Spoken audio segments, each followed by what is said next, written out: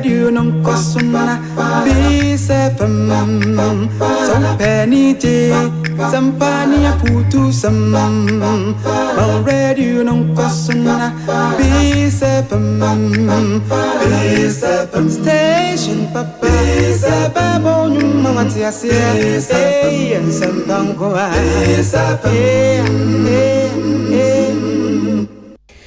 Akasimedi no krona bonomiensa Asomdwee Nkomo. Yeah!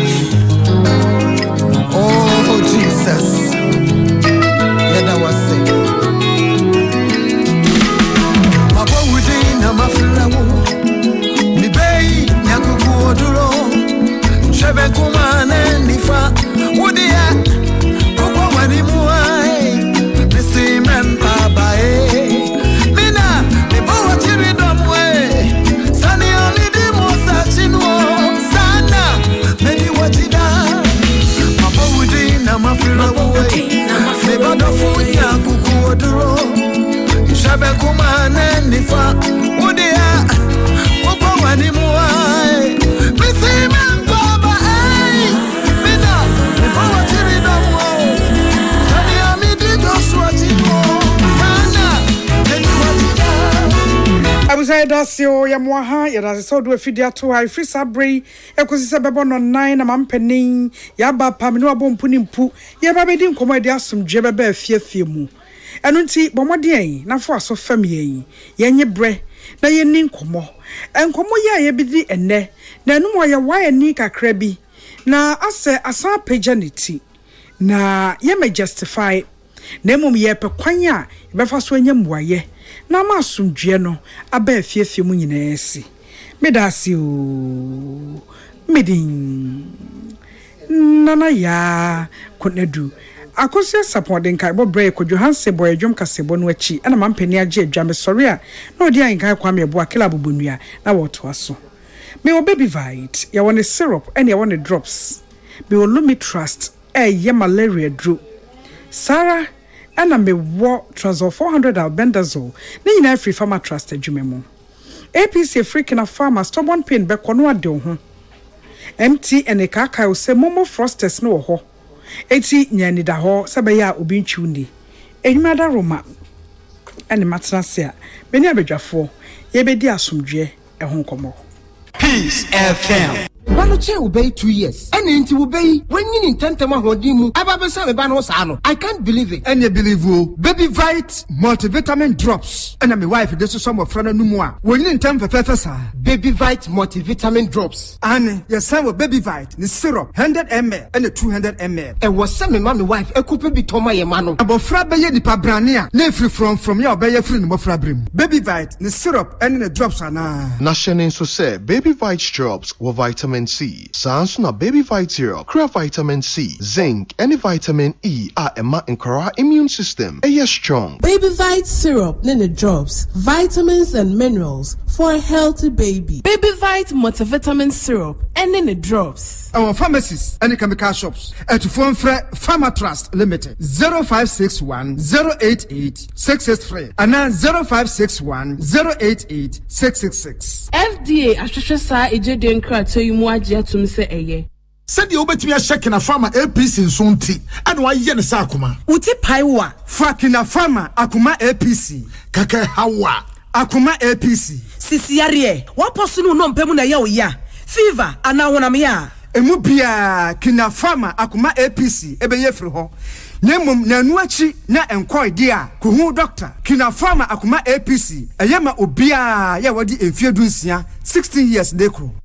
Hello, Pacho, my name is John Okuman and Kase. Pacho, I'm. Aha, you're from Philip, I'm a Frefi MTN. Cecilia, who say Ubia Manuska. Now you be here, say, Obabo pen number. Now, Boami to me this scanner to account to no. Any of the back share or dada woo. Ain't see that, say MTN baby south for more pin and more. Yet see Biara and for more pin and show Biada. So why do you want to know? And maybe I shall number F1 MTN the number back open this you are on the best war a 0244 300,000. Show who so ye. When in Naho, we are good together everywhere you go.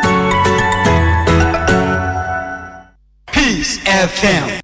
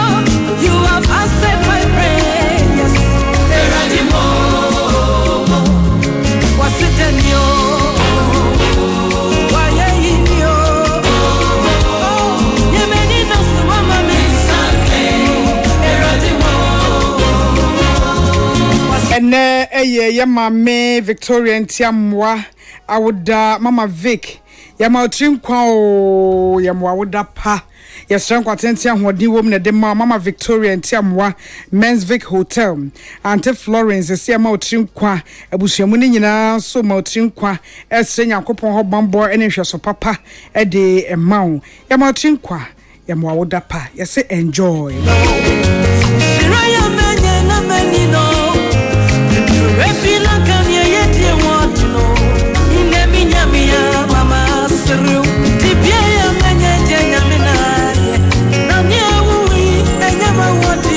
wa wudi wa wode ne bia so ma otrin kwam wa woda pa ye senya kopo ho nhira e de mawo ye se enkwatenti ahode wo merade mfa ndom wo ankrichi ba bia na ma wi bia ye mo ha o esie ene kaja eni aseda nyankopon o nhira ne kwasha isi nyina ewie mo ha na na opare kwafo na wonkwaso ewie ma mensan kwa Presbyterian College of Education ewo ebri anamampon na menyina Peggy menyuzi Peggy sa point of contact enchia mo ho nyina ya mamu nyina ha yesre yakopon ho nhira ene bambo mamu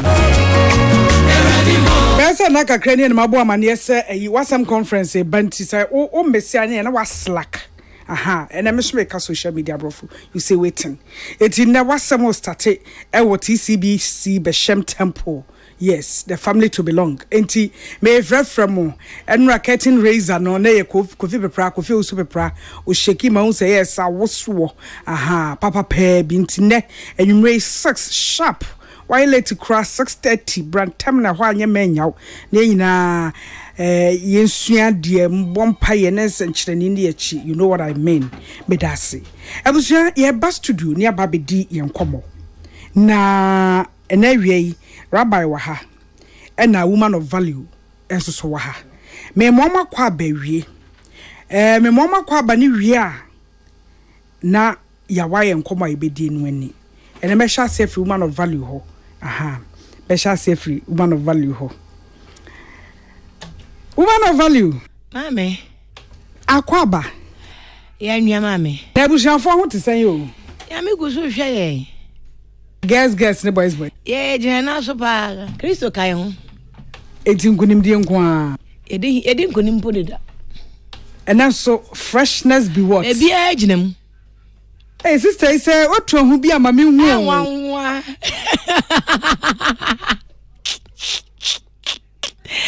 nana ahwe yi ni nyamesuro ani akoma pa anu wo ha de aka bia e kire uti won me hwe bibisa won hya da nwini nipa ho adwembone me bipo na won fa hwe ho a me dan mada glow me nya bi di asa yesu ye yadu ne nya bi di na kofo e ben ye so sresre a ali se wudi nyon kwa na be nya bi di a woda wada ade chen wa urade nsem because bebre ni adwen a che angosi hwe ndi eti so hu so nua ba bi di aho kire chi e fa ni kuna chi a ya na hawo I understand na me I am person me say nkofo hwe na me nkɔhye ma tu me ho fo sa nkofo hwe nkofo hwe bo hwe metimi ku ta ya na me person me busa me hu die nti a obi kɔ tibia bim because me dem were options the option is say the tie biada me di ni kra ma wrate de aka bia nyamasem obi also ya wo no wanya obi anso no kɔkɔtɔ the wrong person semwa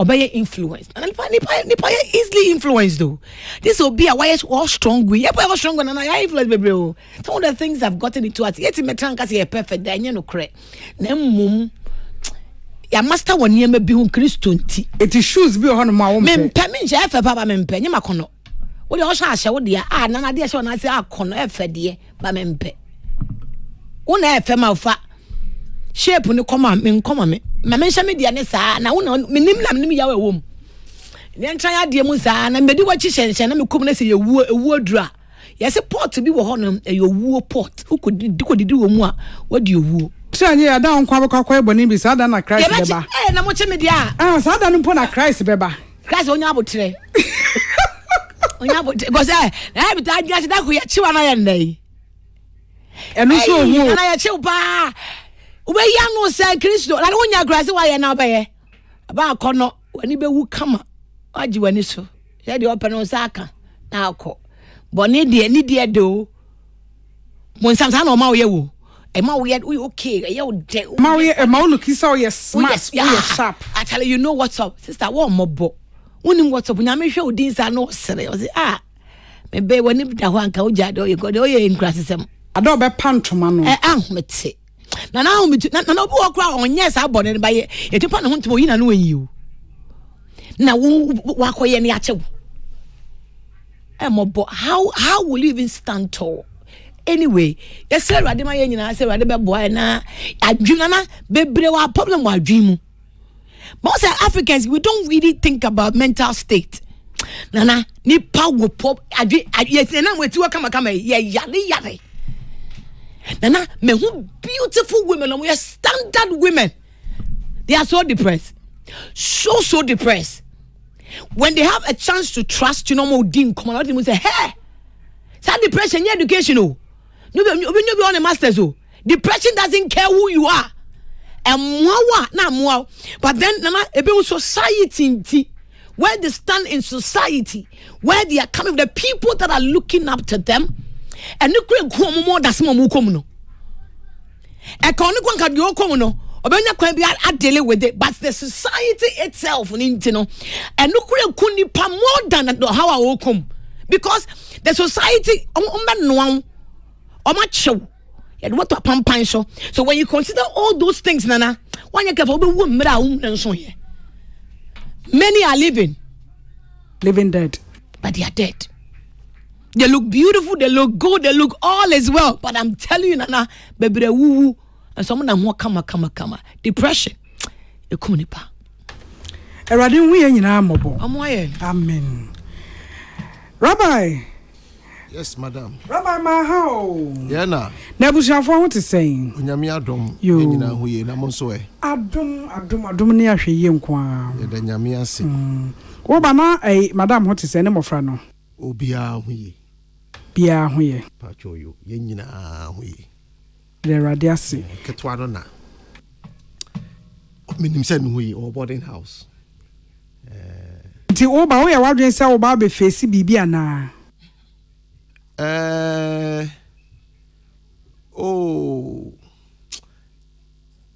Se ni panel fono. Woman of value or no or ka panelists no hono. Or no oba now the ashe wadwiri mu say yebetumi asopa mema yebetumi asopa mema enti me batem bia me the ashe madwiri mu say mmerema ho betumi aka da binya ne sa ho de me bisa ne say asif sa wo contest bi Rabbi Aden. Oh, sir. That's him. Rabbi just say everybody what shock prize you be a. Aden. Oh, found you too. Who did you too? Say like woman of value guys say last week no share and rant any shares now. Peter say and rant any grain ya be share. And as if say or the shares net one mama kiakoni low kakra. And then I can say and rant here gu ha top pressure. I just akosha support baba yes. Na Rabbi shall not say shall trousers shall atade shall nim na hwechi aden Rabbi aden as if so Kojira international platform be so hey nana me pa ochawo wo Yesu Kristo din mu Yesu aden wa sa na mete Yesu watch kra nya asem ketwa akosha support akosha na kasa se me nkasa wo watch wo chira watch katala na katala say mama mi amina go ba pato for na me enko ba bia enyenwanwa enyenwanwa na mu yei eyi na mu hu bi da wo Peace FM enwanwa Peace FM nipa ewura awon fefie na yi na mu hu bi da mo kra ya me ngonwa abai yes me pa cho enne eya asomdwe Nkomo day enye dinner enye one and enye meeting the president meeting Reverend Shah. So what's that? Reverend Shah, it is me, Reverend Shah, and not quite a obesma pep. Ni live unso into my. Oh, it is me, Reverend Shah. That's all. That's all. What is it? I have a look at my pachopi. Yes, Ropa. Uni bibi me come kuma so ade ka ba ko. Ka. When we John tell school anymore no. Ai. Emo fa na go on brepa. All jokes aside. Once or divert kwan no. Dust. Yeah. It is serious. Within the next 3 months. Emo fra bebre be yare. Yeah, it's true. Majority of the children over there. Na ope kono it be as little as 5-6 years. Na dust no kusku ni mu. Enti mesre Peace FM dia kwachiri mesre mpanyifo. Woma insungu sub stretch all the time. No omunye adwuma ne ntemtem. Yes ankofo ma be yare pa. Rabbi adwuma ne ntem kra de contentem pa. Na omo water ho fine. But for some reasons, be 2 weeks ni. Some kwan so no ho. For some reasons, be 2 weeks ni me hu suo so. Aha. Are you serious? I serious. Even ahomachimpo wo ba ahomachi na hwe mfutro no wo ho a. Are serious enti. Yeah. Wo home komu. Are serious enti mesre. Abang oyade but we dey omo ne homoden. No hwe na won ye hu bibi na kontem kakra. No offense empete ho. Maka ne sa na me de chia papa. Reverend Samuel Opoku Rehoboth Praise. East Legon American House. Papa mi chiao. Na onyankopon tonkwamu. No ma unyinche. One mama nyina. Na me Reverend Mrs. Salome Ajoa Asanto Ansa. Dr. Mrs. Mi chiao. Mama enra me be hu mani je onyankopon mawo enkwatente wo so pese odi 101 erade ma 101 no ma wa pomodin pa na koso fatana semaye se wutie mi a mamu buntu na yare kane Dr. Reverend Dr. Charlotte Odro no waka nyina simple dress na mama unim se na mete menye kunchan simple me hu obroni wawu a ma hyehyehye anope awie na woka ho asem te se me hu na maye a woye meshe de twa ho foni na me dia to social media na omo hu se menye bibi kunchan bia menye bibi kunchan bia tai bia nim chen nim hwe nim you go explain tire. That's the correct word. Be akosua sapon me nim se sa na ote. Oba na me feel say technically ni bibi no be hweye. Say no ba be size me dressing. E hwe me mpaboa. Technical and Arafat ne beba. Technical and Arafat ne beba. Arafat sorry be hweye. Arafat don't know how. Peter ne baba hweye. Peter squad sorry be hweye. Peter squad sorry. Of what they wanted him. So you don't worry. Sounds so would be to social media before you do, he do. Yeah. Peter will do first. Peter Bechano. Yeah, will be our say that. You do, we do. Peter, send a man no teno. And ya dia wo be na work no. Etinye because that dress ya me dress me fan to social media crave you. Me fan to. Na okay. Nana she. Take care. Rabbi, I am normal. This are my wood and I am I don't know. Rabbi, you to me and oh yeah, now diverting our coach, Papa. We appreciate, but accept. Sir, right? I am funny, sir. Right? Nothing working with that. But that's it. Thank you. I'm so funny. I quite much to say you know. Obviously, my baby will be a child. Oh, what is saying you? You did this already. I don't know why. But say I feel style be able to set eto. eto me da ase oh Biamasi or observe it for critical analysis. Biamasi so observe it from the other side or by a critical analysis.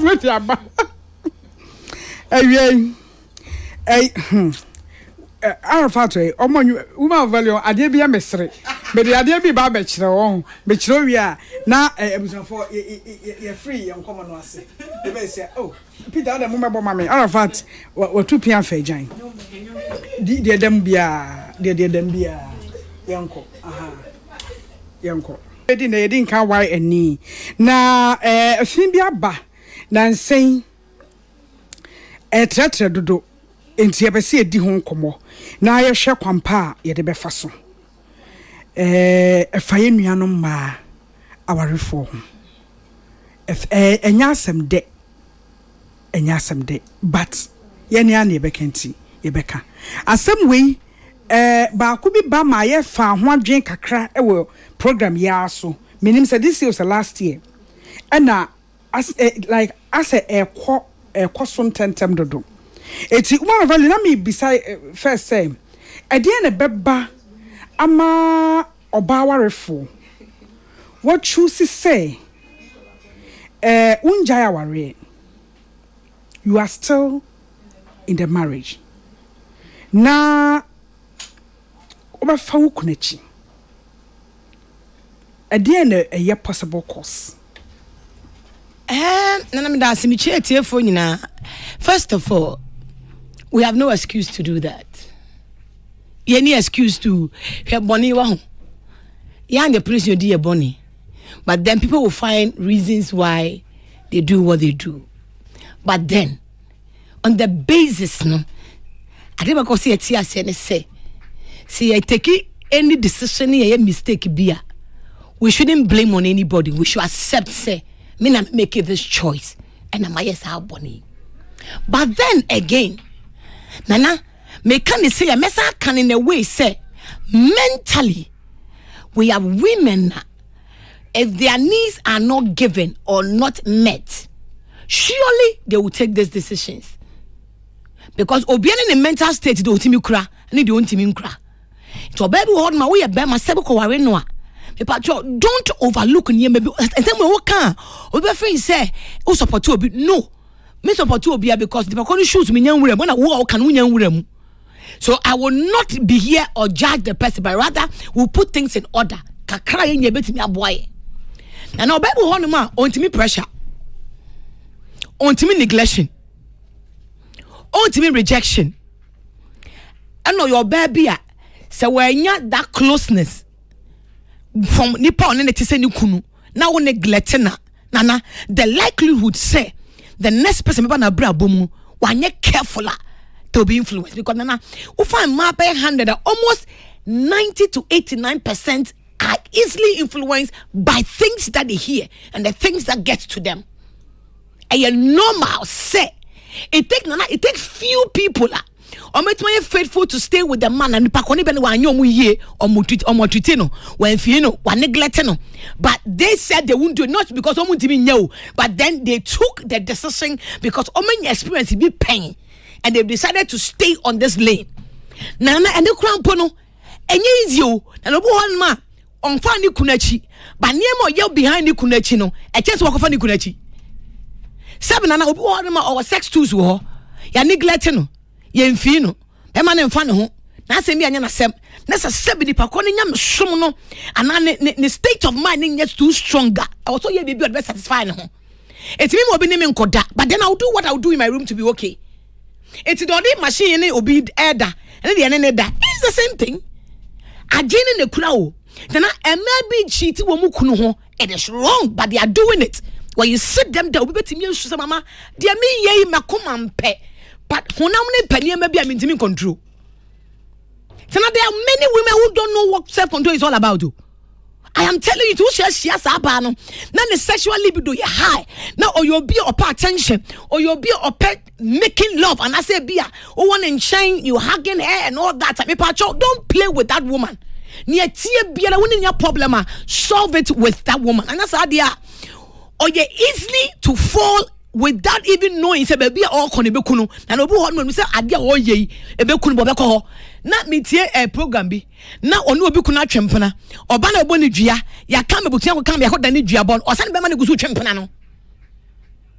So ask yourself, say you born the dua ba ko nke you wasem ya ko ka mo ma to mo ase, but still after dua bon echi o san be ma ne gusu twempena obu say o se me do be ma no odompena no o kunu but wabedo we onim de antia ofin se ne o hwehwe e wo kunu ho na ne nsan kan ye no wanya obi ode ma no nti onya nwi ho de kine ebesi ne se ye beba ebetuma kɔ ne maso onya nwi ne ho se no aye selfish do no pe be na ni beje e ma na koma to ne na obedi akire me hu oba na sebe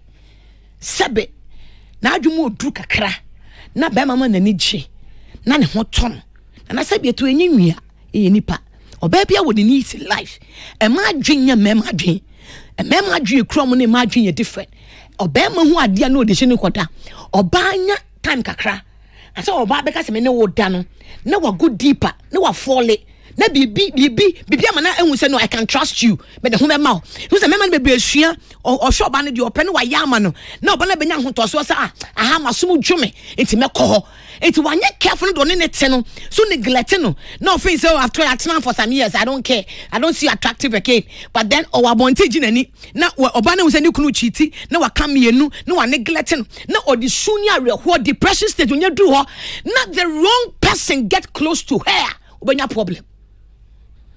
At that moment now, osu na ninka na bema bi ama attention. She's looking for attention wanya. Or probably her friend, are you okay? I care about you. Where's the beer?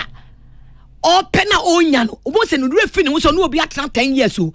Now obi only share 1 month petty me influence because at that particular time what she's looking for she has gotten it. Into on kai that chimpo obe give up bo hu no na wa send hu bottle no obi akwakoda na wa send altar ya wade altar no break altar no what you can say mama there because mama there it's easy for them to break the altar without even thinking of the future but for a woman to break the marriage altar no na it's deeper thing ya wrong ma nanso ekoso. So we cannot sit here and say we are going to judge them. No, but we'll sit here to say what can we do to meet all of us in the junction? If I judge the person in today,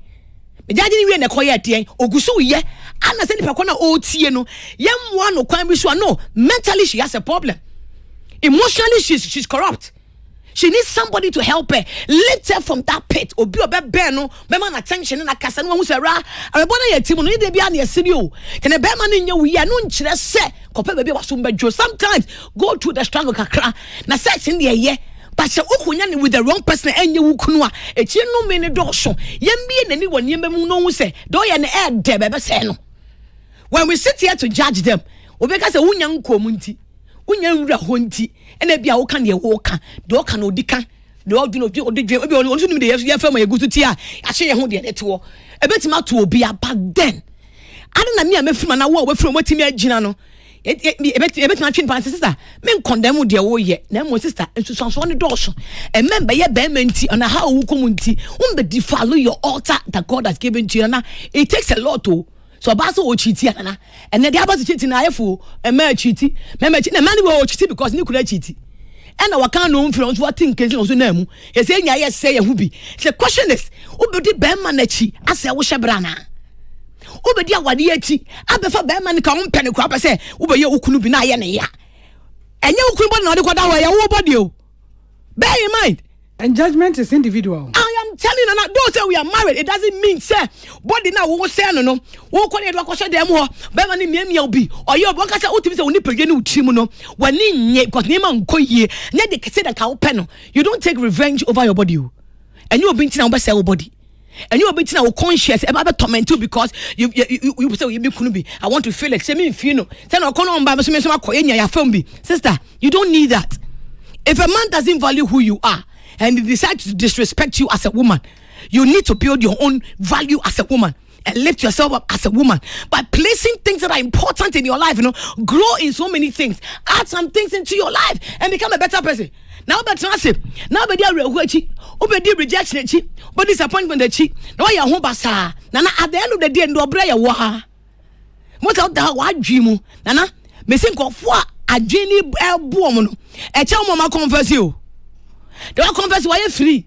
Na dia edinko for to work on na no bi anko dayo but ni team dini tam because otono imagine yema ene mo ye security pa obi enim no na echen wo. So how do we help this women? Because most of the women were not brought up in a good way. I'm telling you the truth. Mentally, women were destroyed when they were growing up. Because when you say about it's first of all at the moment you saw your background. You buna bemu kwansa oba. Onye pieswa there is a limitations on women. It's a building that we build them for marriage. Hey, prapra demo nature who are what my your papa. Konwa aduane na what my show ukunu. It's the woman is built just for marriage, not for any other thing. Today be an offense our you good, but what about herself? But a man is built for society. They build the man only by my manitasi din mo seven kwame ho chansemu say oya busuati and ya your pana koa into onyi nyina no. The mindset is centered around marriage. I need to look good for marriage. I need to do things for marriage. It is odum na se wanya your pa. She has no other option than to go and sleep around. But if that person is built on other things, and no, it's good I'm in marriage, but I have other things to live for. My life, my priorities, my skills, my visions, my purpose in life. How do I deal to occupy myself with animal when you know that say, where hammy, it's a media because in life, yes, not about marriage. Be my son, be my obey me, young Koda. Turning on that 1 year, 2 years, also occupy in that because she's born for sex. She's born to make babies. So the mentality of us women have been corrupted from the beginning. We nurture the girl child just for marriage and don't nurture them for themselves and for the society and for them to build their purposes and visions in life. It will be it will unbuild anything. She has no vision. So what do you bring on the table? Many things are offensive. Because sister, when we say what do you bring on the table means that what are your visions? Do you have a life? What are your priorities? I am not born to be I am born to be a helper to you. What do you have for me to help you with? Give me what you have. So I can do, because every woman doubles everything. So give me what you have. Let me double it for you. Let's build it together. And it's how about when you're industrial. She was not built industrial, sir. Nana. So when you're careful, we have to cheating. Because when you're companionship, when you're love, yeah, oh, na ye nyina ye tie nya ye ndi nukure ye ma ye tie nka nukure to the beauty mu say unu obi ben wo unu obi tie wo unu obi krokro wo ore fi bibia. That moment you just want to enjoy that moment without even thinking e china de be si china. You want to just enjoy that moment because that is what you need at that moment. It's when you're smart enough now when you other things to build yourself up. Oh nana feelings there though, feelings here come. Unu obi obetwa ntro so akere wo at that particular time come o no kan say ye hu ofe oba pa no come say eti ukunu hu ana ye nya we ka pe o oba shape wa wo tu so come yeah what's why be say and me kunu say omo ame be my na come asem to nya we appreciate me. They wanted to be appreciated. She just wants an attention. Are you seeing her? All she wants is to be appreciated. All she wants is to be noticed. All she wants is that attraction. At least can be channel. Oh, Nana, am I a deki to a bio? Hey, if it's my boy, Bible says, "Memman and man and son when him diemu, send him remember bring kura." It's almost a my problem. Am I dear? No, am I your problem? If you know how to handle that woman, and you need man kitty be. It could be a my be it could be a dream of form to be said. Me no banal snap bed 10 years. My baby man will be to phone back up wajeno. I at that moment na we hear Casano here phone. I don't want to hear Casano. Na on ya there why 10 years old. I am who say am I a very delicate being so?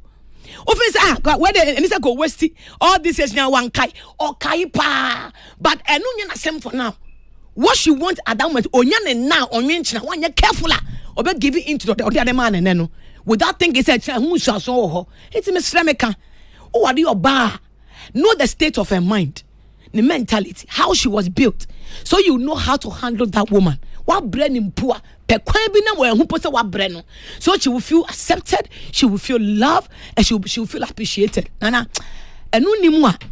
sebe ye man ni bi sebe ebubu autism ayefo. Rabbi, woman of value say enimwa ayefo. Waka pressure, neglect, ne brought for din back dejection. Neglect any lack of attention about being love for boyfriend still you best make say when your attention our baby the little things that a mema ni be a yama the other women.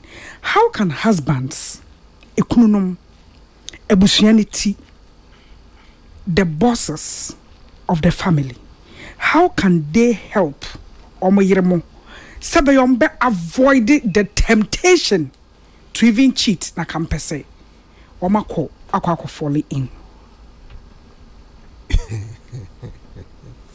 You Nana, how can a mama help their wives? Husbands help their wives, help yeah, their wives, so that they will avoid the temptation of going to cheat, especially basing on some factors. Yes, those are very legitimate factors. Factors are legitimate, but there are also other factors. Me feel said they are even more serious than these ones.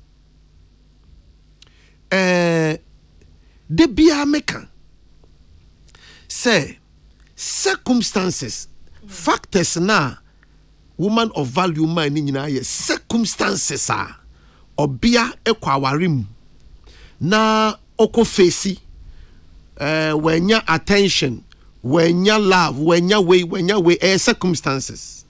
Na de bia me so make say circumstances don't create character, they reveal them.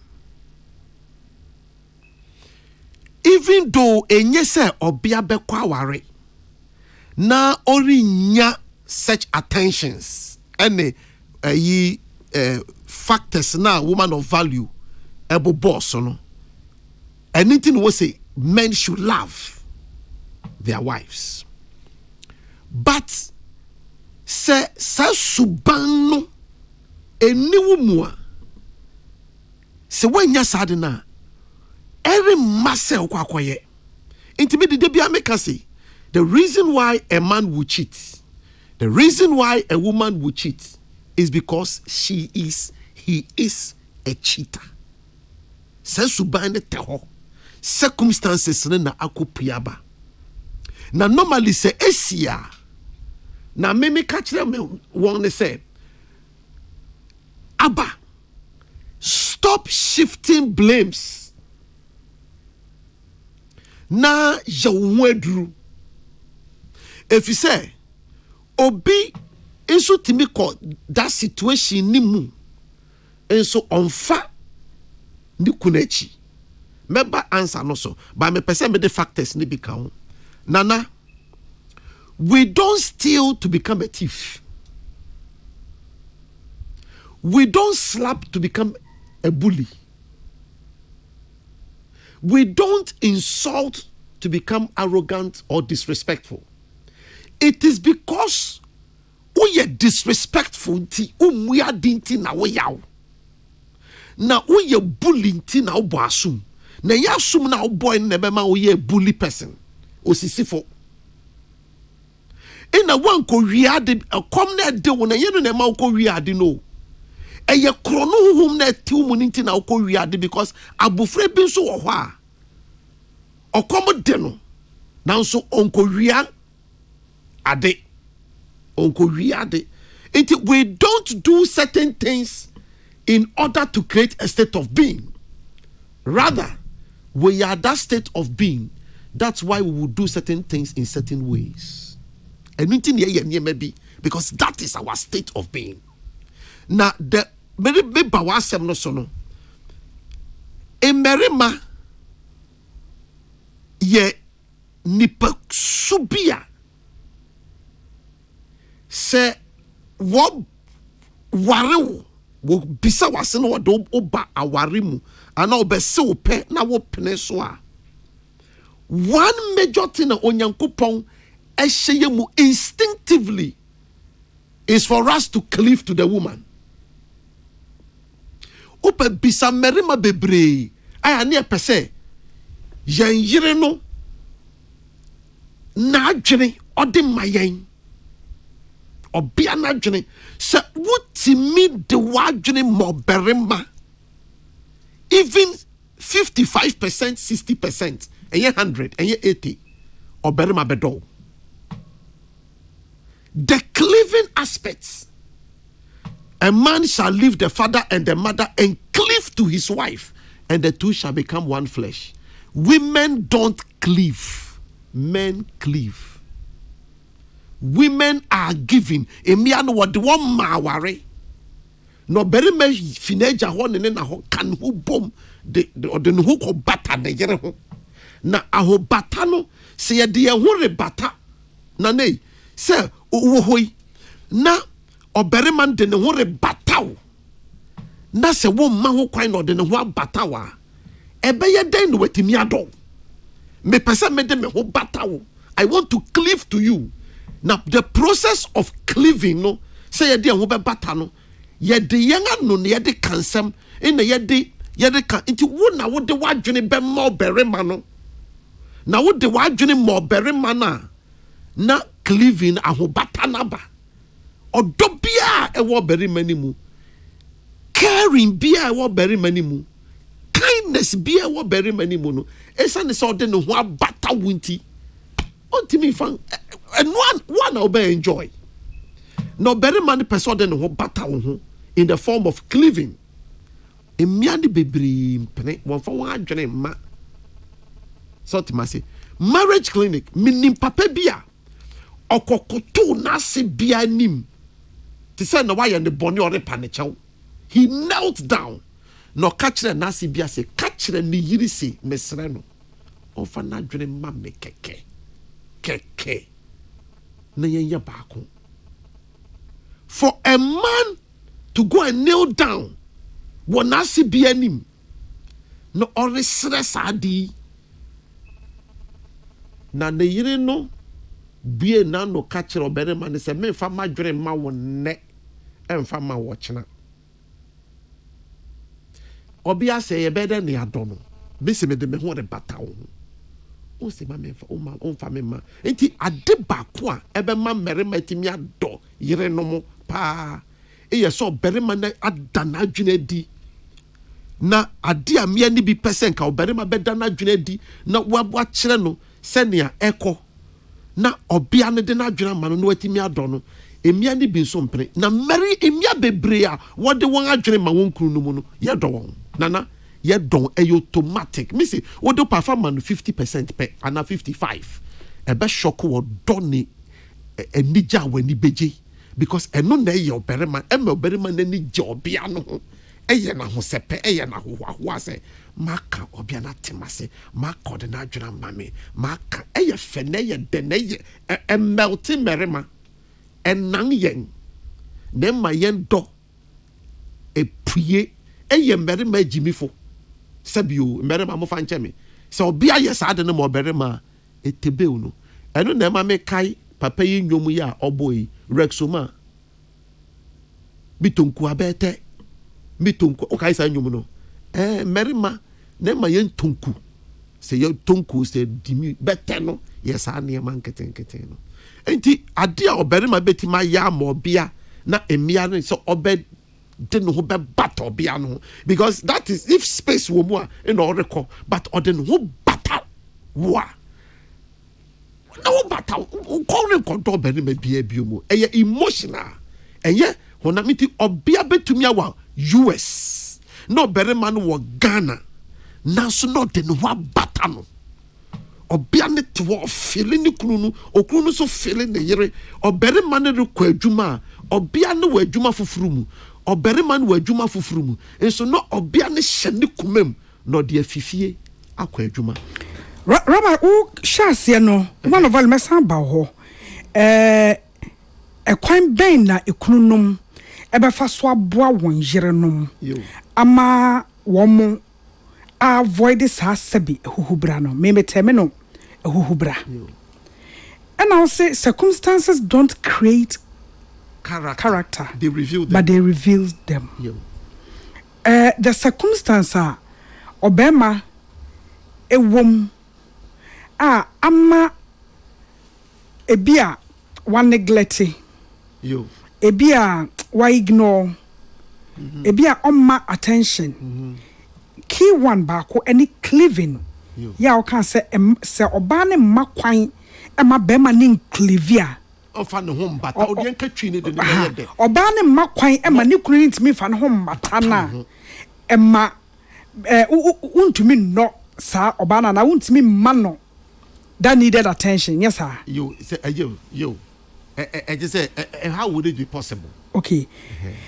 But Adentina is says okay say we shouldn't shift blame but work on the situation. It is a man who share sa troubles no.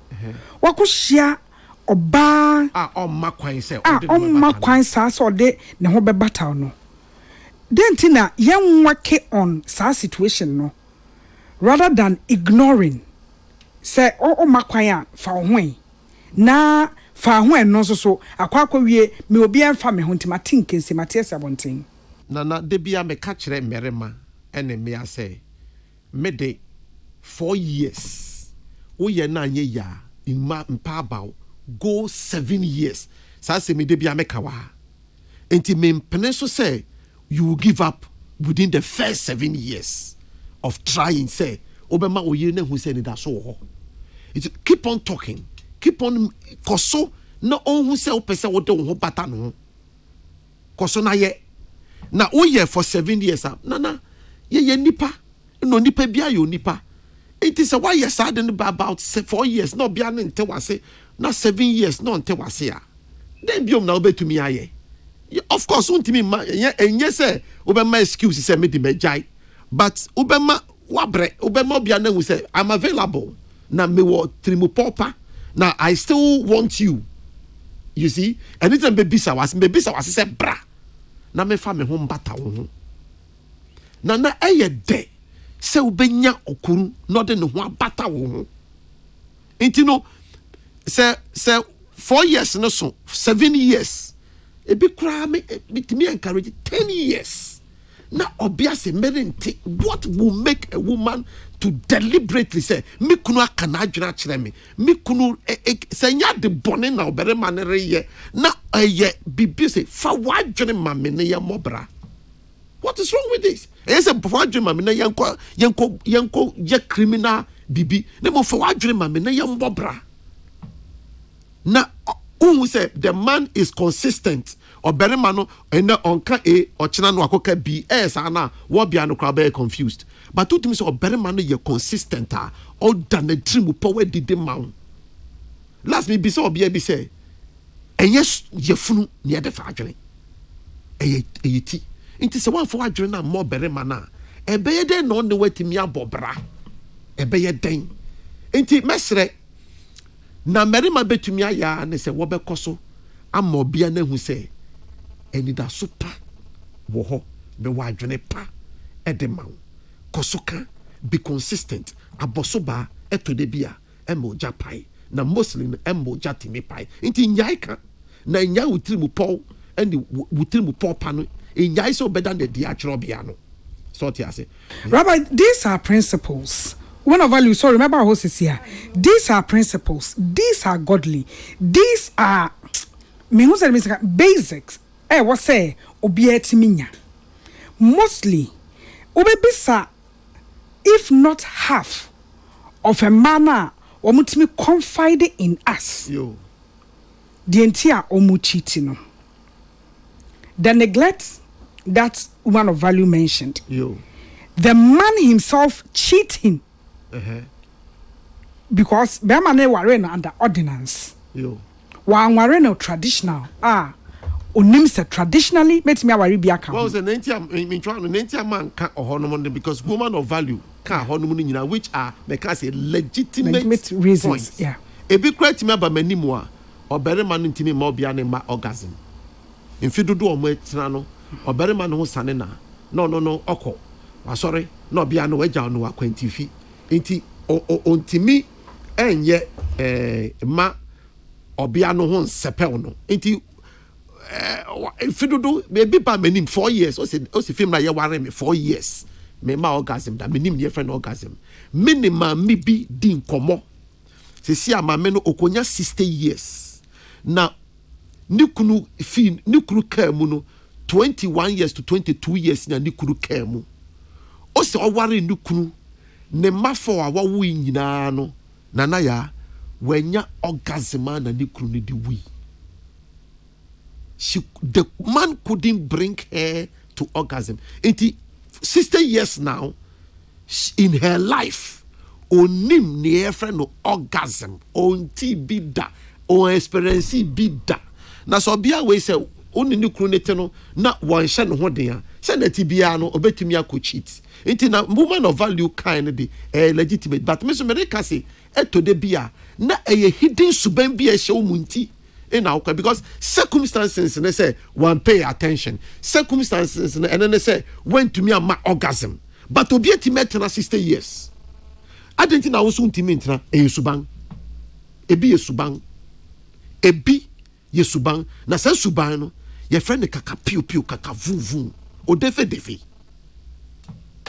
Rabbi go for defe a woman of value Rabbi Emma the cleaving aspects especially Obani etwintwan tintintinti enti wabo bibia to agu and na cratch and so take advantage and no so na ekunu no wate sit town or to sit town we no so find every reason say me ho kire me body no be firewood enti me so me kwa ya me ho fi bia be ye ne ho fi wa abonten bia na me ka kire me mansa mo kra de mo mobbo but o kan as if say obasa ote wo mo be ma yeso enso so in reality e mema ye mobo obema sebe wokohia sansani ba oba kuhwini oba ontimi hye ne ho so na ontimi fa ehunu nyansa se me find the alternative ye godly to my situation ba we betimi anyem ama ba ma wahwe ba maybe a mafia ebi ye sorry for my be a fucking ebi a cobra e man be a cobra wa wo dia be show ebi wa koma o and sometimes yeah na me nim baby asafo no makoko dro ni free hey and ba go make a chance enti wa ya na utibu amu for assuming say ena ukoba na enyumre wukunu ba na nana when we say when we get to that bridge and quad cross it on tifi we wa dunia hwenye ye enti rabbi can say adena ye be take keen interest in shifting blame instead of working on what the issues are bebre me ware a me wa ware enfo asem nko ba bia agro sanko na agro tonte agro enti enko ba bia so yete agro jam instead say bia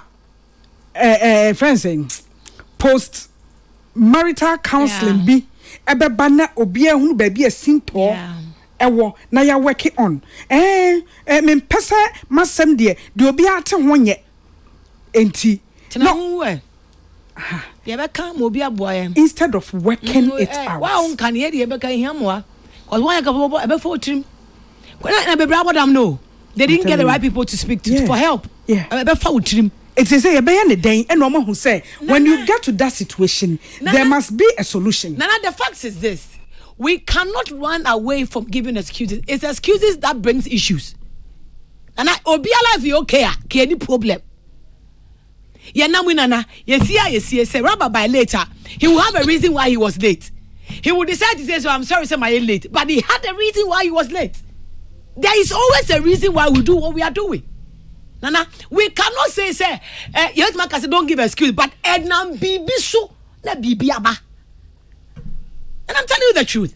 Che, say Rabbi, or say the man is supposed to clave to the wife. So if a man knows what the cleaving is all about, teach the woman because she doesn't know. Onim? And the problem of marriage is this. Ben manifest also Benyan Santem, not tea, I say, oh, you're smart, how? And Obama so say, we are Tiatia Yanko, Unimian, and you're possible. Yenya Yeshia. Baby, I yet call you knew the and my certificate in Yanam. It often this I'm expecting my husband to know better. Bra, sister, if you are the woman can bring his mind towards it. If you are also shares Obano, Tiasia Nana, I dear Baku, we as one. Nikaya, never catch you a bit there. Yanni say, Obaso bit 2 hours, no Tias and Obaso Jajo. Because on young Nkomo to until they will come. Now make a be said, or be a mental state different. Dear me. Met me Gina no Ebiana gay or German to me now 1 minute. Tell me a video me can't say. Me mamma no mean show be a song of the software. This and Yamia for Seco, cause a corner no deal. Dear me me Kurayano. I shouldn't sit automatically and say that my daughter should know the same because he should know better. Oh, my minute Casa Charlotte. They say, my daughter cannot be me. My daughter is my daughter. She has a mindset. She has her visions. She has a purpose. I am just there to help direct her on where she wants to go. I cannot pin her by force. Say, be like me. Never. Enti ebia broken heart bia me hu ya me sere twi fa ho no me ba ni hye be kunu. So how do I then shaping this child? Say, Aura, tie me. I can see your weakness. You have a feeling problem. And as I can I can see how you make your mistakes. How do I shaping this daughter before she gets married? Many banete, if you get man the boy for no react, no react, or some me shock who say, I got any weakness wa. Onya bonche when you may be home. Or react as not grab and also. How do I shaping this child? Listen to me. You have a right to be angry, but you could have worked on your patience. Then you can act in the right way. Or not my friend said, I don't want any buffy and I was any buffoo. Or now do you mean say or right in the buffoo? Miss my father pay and my call her back. I'm a name sanka. Where are you my baby pay? I'm woman. I was a chance order. You have a right to be angry at that point. But as your mother with the experience I have, Kawina about tria and Kawuba say, Bra Kasa and never say any ma. Oh, me sure. Kabenya the right thing to say. That is why we are here. Do obi akọ awatwe ase no o ma won konkohwe ase ase wa famu pain wa hu pain. It's nana, if the marriage will work, it doesn't depend on one person. Ayemienu. And cuz mama ba chance say on sasa dabi mon build it together. Fane say wa wo ya wo ye manketo yi. Should I say me ba na ma wo no so nya nyansa say o say come de no go fridge no fridge medi. Machi akola ne say come do obesu cause o baby obesu no otentenesa when you kakra otentenesa obeso o kire o say e come de me na baby a madri mentimi nkofa mame. It's a na ye bono ye hu sen e stage obi na level otimi ekra stage nim and cause automatically when the 15 years you should know no obi the 40 years adwene gusu wo form adwene ndu level bi obetimi endure pain in your mabi. So if we continue neglecting them and you don't want us to address that, now person on control no open to me. Let's face it. So let's avoid neglection and work towards it. See the bit of Uncle Tom. And I was so won't me neglection. No, she not tell say we are saying neglection. Automatico. Odu stage bia obi am found. Obi am few. A honey show who didn't know say didn't do one won't me. Fanana nana me who made it. Ebia sembia aunt na mabeka kire wo no will relieve you from that depression.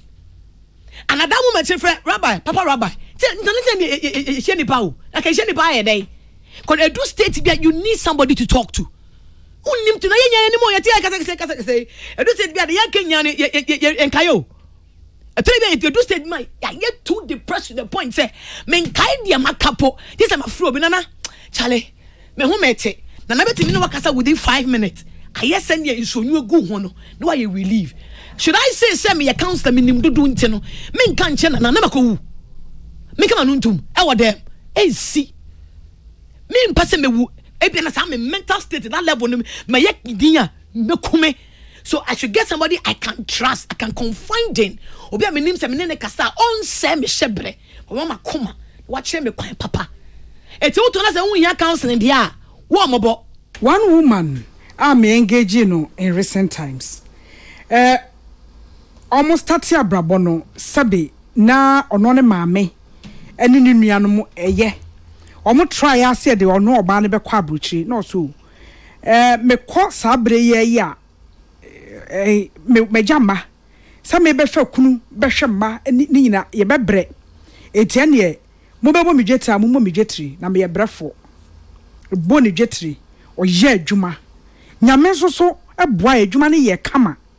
Eti odini ni kunu ede hwe was up on kakra adwuma no matre ye nyina yetimu ye.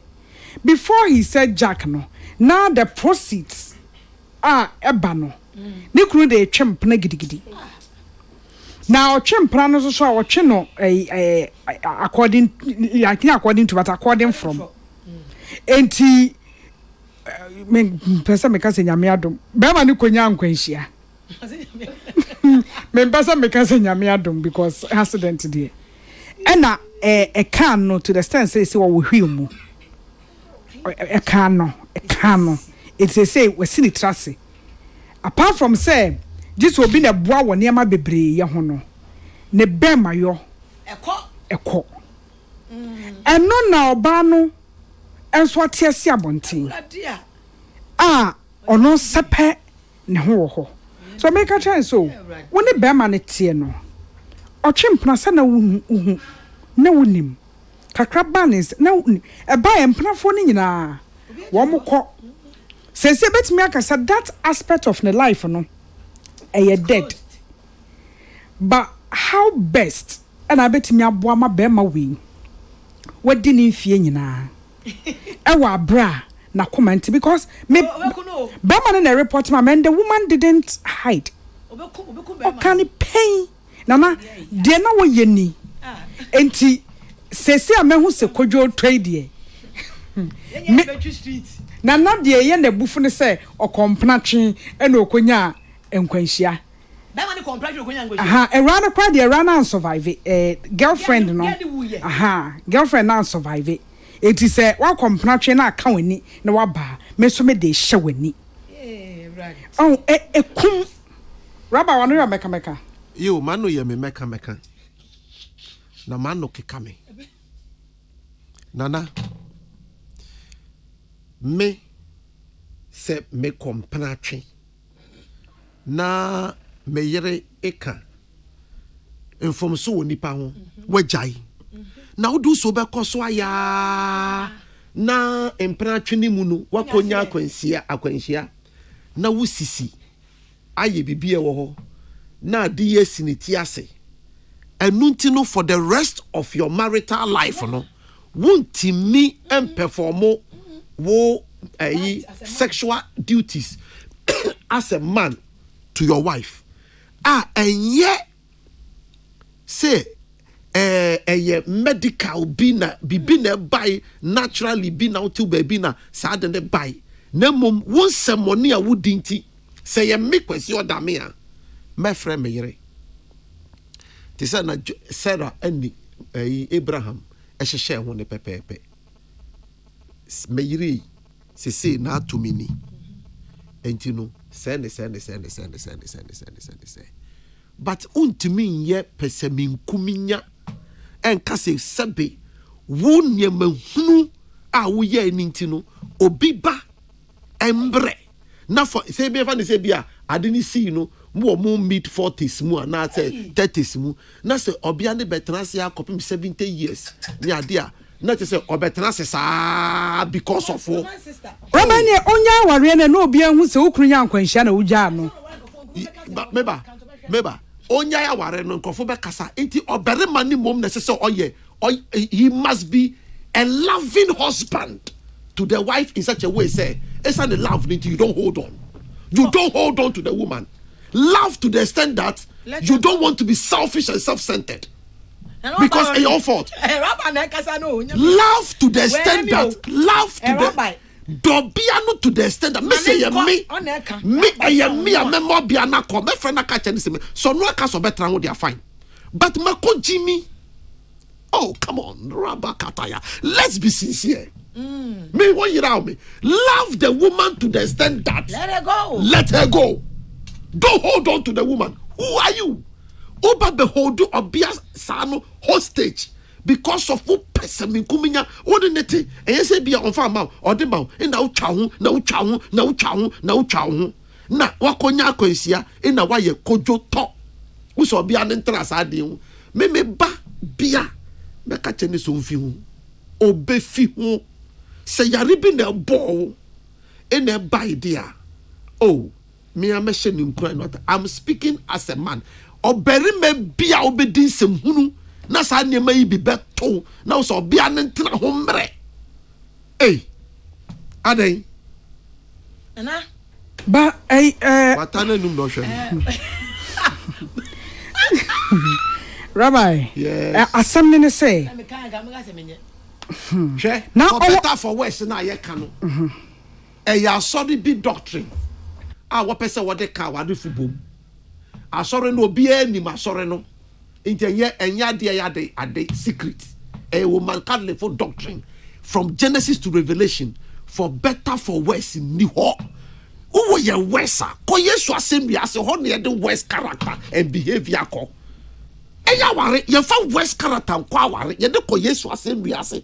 So ye fun fa ko Yesu assembly ase Yesu osasa yare wa ni nyina asa na wa de akwa ware. Now do say me who say my come on. I don't know who suti. Let's fix facts. Iti mesra se wo your papo na wako ware na so be yem papo niema na onyankopon and tawachi na bibisa atoa.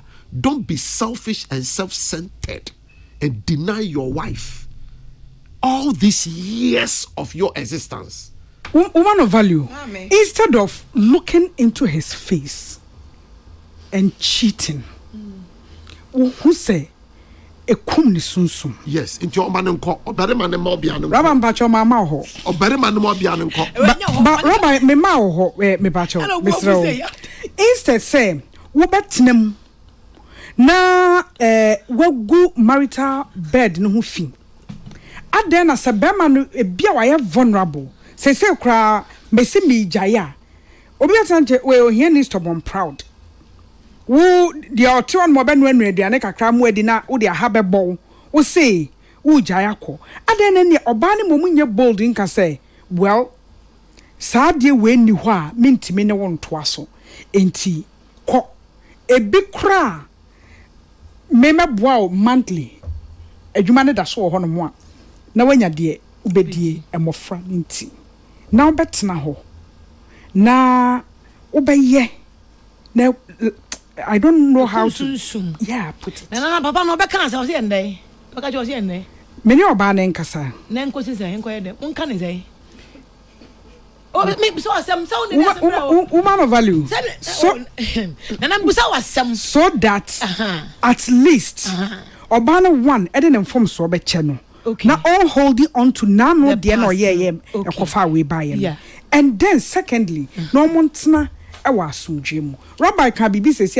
assuming say yare bi e na buy ye different and that situation different na be me hu di okache wa and okache no say che de on ya che no Yesu di ya che the reality is one he say on ntra say the person mu sitina no na say onja no ujina like osungu ni mua for some time e be ende e better say de bia no master